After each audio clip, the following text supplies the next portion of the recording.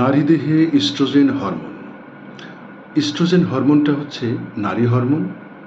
এটা নারীর সব কিছুই নিয়ন্ত্রণ করে, মানে পুরো শরীরটাকেই নিয়ন্ত্রণ করে এই ইস্ট্রোজেন হরমোন। একজন নারী মানে ইস্ট্রোজেন হরমোন, এটা বলা যেতে পারে।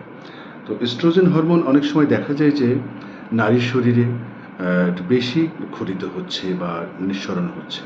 এমন যদি হয় কখনো, সেক্ষেত্রে আপনাদের একটু খুব সাবধানে থাকতে হবে এবং এটা বুঝে নিতে হবে যে অ্যাকচুয়ালি আপনার শরীরে এস্ট্রোজেন হরমোনটা বাড়ছে কিনা। যদি বেড়ে যায়, খুব দ্রুত সময়ের মধ্যে আপনাকে ডাক্তারের কাছে যেতে হবে। আমি খুব সহজে বুঝিয়ে দিচ্ছি যে আপনি কোন কোন লক্ষণ দেখে বুঝবেন যে আপনার শরীরে এস্ট্রোজেন হরমোনটা বাড়ছে বা এস্ট্রোজেন হরমোন অতিরিক্ত পরিমাণে নিঃসৃত হচ্ছে। প্রথমত নারী অঙ্গের যে নারী ষষ্ঠবঙ্গ যাকে বলা হয়, স্তন।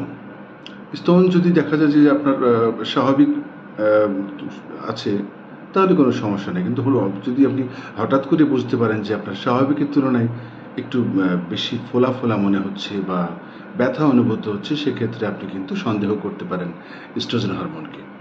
এই গেল একটা এস্ট্রোজেন হরমোনের একটা সমস্যা। আরেকটা হচ্ছে মুড সুইং হতে পারে। আপনার মনটা এই মুহূর্তে ভালো আছে, এই মুহূর্তেই আবার খারাপ লাগছে। এই ভালো, এই খারাপ। যদি আপনার দেখেন যে আপনার মানসিক অবস্থাটা মানে মানে ক্ষণে ক্ষণে পরিবর্তন হচ্ছে, সেক্ষেত্রে আপনি সন্দেহ করতে পারেন যে আপনার এস্ট্রোজেন হরমোনটা অতিরিক্ত নিঃসৃত হচ্ছে।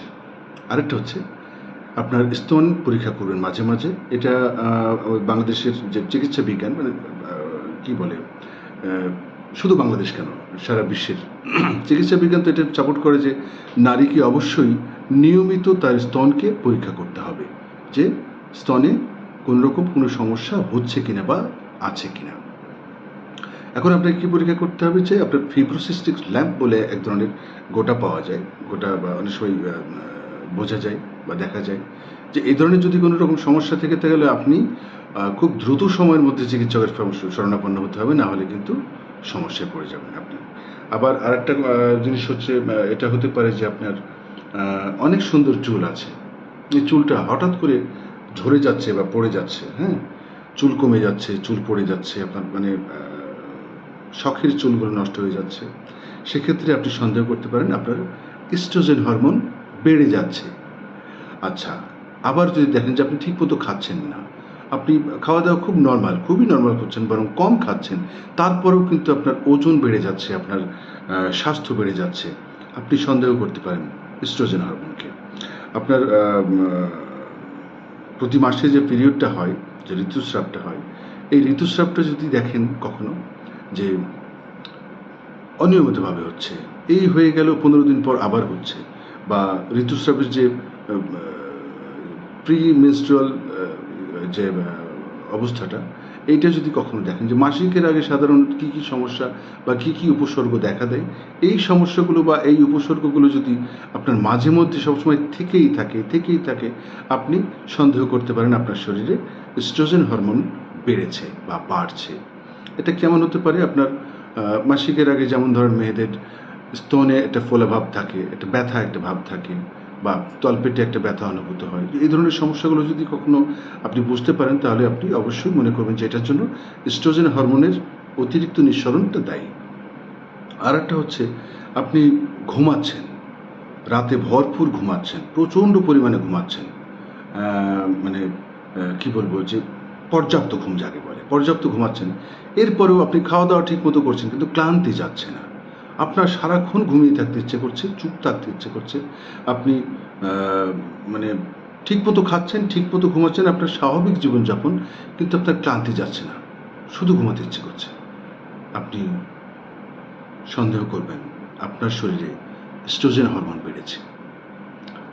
বা এমন যদি হয় যে আপনি ডায়াবেটিসে ভুগছেন, হৃদরোগে ভুগছেন বা মানসিক অবসাদে ভুগছেন, সেক্ষেত্রেও কিন্তু আপনার এই এস্ট্রোজেন হরমোনটা বেড়ে যাওয়ার সম্ভাবনা 100 ভাগ না হলেও অন্তত 80 ভাগ। তো আপনি আপনার চিকিৎসক, আকুপ্রেশার আপনার পাশে আছে। যদি এমন কোনো সমস্যায় পড়েছেন বলে মনে হয় যে আপনার ইস্ট্রোজেন হরমোনটা বেড়ে যাওয়ার যে কিছু সিমটম বা কিছু শারীরিক লক্ষণ আমি বললাম এখন, এইগুলো মিলিয়ে দেখতে পারেন। যদি আপনার শরীরে এই ধরনের কোনো লক্ষণ থেকে থাকে, অবশ্যই আপনি চিকিৎসকের শরণাপন্ন হন। আধুনিক শল্য চিকিৎসায় ভালো চিকিৎসা আসে। তার পাশাপাশি আমাদের যে অ্যাকুপ্রেশার থেরাপি, এটা যদি আপনি নিতে চান সেক্ষেত্রে চলে আসুন আমার সেন্টারে, 30-5 বাবর রোড, শ্যামলী, ঢাকা। এখানে মেয়েরা মেয়েদের থেরাপি করে, ছেলেরা ছেলেদের থেরাপি করে। আর আমাদের সার্ভিস হচ্ছে দুরকম, বাসায় গিয়ে প্লাস অফিসে এসে। হ্যাঁ, তো এখন ইদানিং মানে এই ভিডিওটা কেন বানালাম সেটা হচ্ছে, ইদানিং যেটা লক্ষ্য করা যাচ্ছে যে উঠতি বয়সী মেয়েরা যারা, এরা কিন্তু খুব সহজেই ইস্ট্রোজেন হরমোনটা মনে হচ্ছে ওদের বেড়ে যাচ্ছে, এমন কিছু পেশেন্ট বাড়ছে। হ্যাঁ, তো এখন এই বয়সী মেয়েরা যদি এই ধরনের ক্রিটিক্যাল রোগে আক্রান্ত হয়, সেক্ষেত্রে তো তাদের প্রজেস্টেরন হরমোনের যদি সমস্যা আরও বেশি বেড়ে যাওয়ার সম্ভাবনা বেশি থাকে। কারণ এস্ট্রোজেন হরমোনের যে অধিক্ষরণ, এটা যদি কখনো কাউকে অ্যাটাক করে ফেলে, তার কিন্তু প্রজেস্টেরন হরমোনটা তাকে যে ভোগাবে আগামীতে, এটা আপনি নিশ্চিত থাকতে পারেন। তো প্রজেস্টেরন হরমোনের কাজ কি, ভূমিকা কি, এটা নিয়ে পরবর্তী ভিডিওতে আবার কথা বলবো। ভালো থাকুন, সুস্থ থাকুন, সুন্দর থাকুন এবং অবশ্যই নিজের খেয়াল রাখুন। আসসালামু আলাইকুম।